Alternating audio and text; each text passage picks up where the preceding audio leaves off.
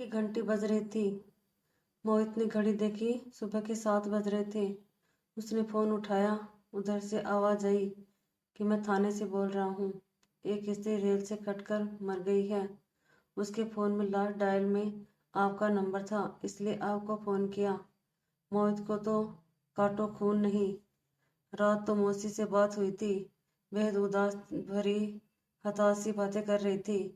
कल जो कुछ घर में हुआ बता रही थी। आवाज में भी बहुत कमजोरी थी, लेकिन वो थका हुआ था। उसने कह दिया कि मौसी, कल शाम घर आकर विस्तार से बात करूंगा। पर अब तो जल्दी से थाने भागा। लाश मोर्चरी में रखी हुई थी। उसने मौसा जी को फोन किया तो बिजली विभाग में कार्यरत थे। 2 साल पहले ही रिटायर हुए हैं। मौसा जी का तो लगा उसकी बात सुनकर सांप सूंघ गया था। मैं आता हूँ, कहकर उन्होंने फोन काट दिया। मोहित सामने बड़ी बेंच पर बैठ गया। उसकी आंखों से आंसू बहने लगे। मौसी माँ की लाडली बहन थी। उनसे 6 साल छोटी थी। मोहित ही मौसी के दिल को बहुत करीब था। सोच में डूब गया मोहित। माँ बताया करती थी कि जब उनके जन्म के बाद मौसी पैदा हुई तो सबको खल गई, क्योंकि सबको लड़का चाहिए था। उनके होने से पहले लड़की जानकर कई गर्भपात करा दिए गए थे। उस बार लड़का होने की रिपोर्ट पर ही बच्चा पैदा किया गया, पर हुई लड़की। किसी को बर्दाश्त ही नहीं हुआ। कोहराम सा मच गया। कोई शगुन नहीं हुआ, बस मातम ही हुआ।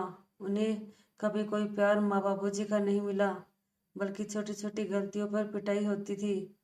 माँ पहला बच्चा थी, इसलिए उन्हें सबका लाड़ मिला। बाद में कई गर्भपात के बाद छोटा भाई आने पर तो उनकी हालत और खराब हो गई। एक तरह से नौकरानी वाली हो गई। स्कूल तो भेजा गया उन्हें, पर पढ़ाई की कोई सुविधा नहीं दी गई उन्हें। स्कूल जाते जाते काम, स्कूल से आते ही फिर काम ही काम। बस माँ ही बहुत प्यार करती थी। माँ बताती थी कि एक बार मौसी ने भूख लगने पर भाई के लिए रखा हुआ सेब खा लिया। फिर तो उनकी वो पिटाई हुई कि दुखी होकर मौसी ने गेहूं में रखी सल्फर की गोलियां खा ली। वो तो माँ ने देख लिया। पुलिस के डर के मारे जैसे तैसे उन्हें बचाया गया। माँ की शादी के बाद तो मौसी की हालत और बदतर हो गई थी। 16 साल की उम्र में ही उनकी शादी भी कर दी गई हमारे शहर में। पर यहाँ भी मौसी के दुर्भाग्य ने पीछा नहीं छोड़ा। तेज तर्रार सास और विधवा बहन का आज्ञाकारी पुत्र और भाई निकला उनका पति। दिन रात उनकी सेवा में जुटी रहती। मुंह में बोल तो जैसे थे ही नहीं। उनके मायके वालों ने भी शादी के बाद उनसे कोई मतलब नहीं रखा। बस कभी कभी माँ से मिलना होता रहता था उनका। अपने दुख दर्द बांट लेती थी उनसे। वो भी बराबर में बैठी सब बातें सुनता रहता था। बात बहुत समझ तो नहीं आती थी, पर मौसी के आंसू उसे अच्छे नहीं लगते थे। अपने हाथों से उन्हें पोंछ देता था और मौसी उसे गले लगा लेती थी। उसे बहुत प्यार करती थी मौसी। माँ बताती है कि एक बार जब फिर मौसी ने जुल्मों से तंग आकर जान देने की सोची, तभी उन्हें पता चला कि वो गर्भवती है। उस दिन से वो खुश रहने लगी थी। उन्हें यह लगने लगा था कि अब कोई उनका भी आने वाला है जो उनका उद्धार करेगा, उनको समझेगा। और फिर रौनक उनके घर आया। 1 साल बाद ही रोशनी ने उनकी दुनिया में चहचहाट भर दी। सास की चिलबोल, पति का कर्कश व्यवहार, ननद की मनमानी, उन्हें कुछ भी बुरा नहीं लगता था। वो तो अपनी खुशी में मग्न अपनी अब दूसरी दुनिया में ही रहने लगी थी। बच्चे पढ़ने में अच्छे निकले। लड़का बैंक अफसर और बेटी इंजीनियर बनी। बेटी की शादी उसके जॉब में आते ही कर दी। वो अपने घर में खुश थी, नौकरी और अपने ससुराल में व्यस्त। मौसी भी उसे कुछ बताकर दुखी नहीं करना चाहती थी। एक बार एक बहुत बड़ा झटका मौसी को तब लगा जब उनकी बड़ी बहन यानी उसकी माँ अचानक चल बसी। बहुत फूट फूट कर रोई थी वो। कहती थी अब अनाथ हो गई। वो तो खुद ही बिल्कुल टूट सा गया था, पर उसने मौसी को गले लगाकर कहा था कि मैं हूं ना। उसने ही अपनी शादी में उन्हें फोन खरीद कर दिया था भेंट स्वरूप, ताकि जब चाहे उनसे बात कर सके। उनके बेटे ने भी प्रेम विवाह किया। पति तो बिल्कुल भी तैयार नहीं थे, हालांकि उन्हें भी लड़का और उसका परिवार ठीक नहीं लगा। फिर भी बेटे की खुशी के लिए बड़े लाड़ प्यार से बहू घर पर लेकर आई। पर शायद यह भी उनकी किस्मत दगा दे गई। बहू के पिताजी का कोई काम नहीं था, भाई भी आवारा था। वो तो हर वक्त घर में डेरा डाले रहते और बहू को चढ़ाते रहते कि बहू को हर समय ठंडा बुखार, और मौसी दिन रात काम करती रहती। बेटे से बात करने को कोशिश की तो बेटे का जवाब सुनकर भौचक्की रह गई।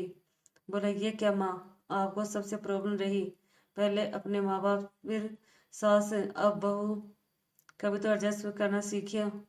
पापा को भी आपसे इसलिए शिकायत रहती है, कुछ समझती ही नहीं हो।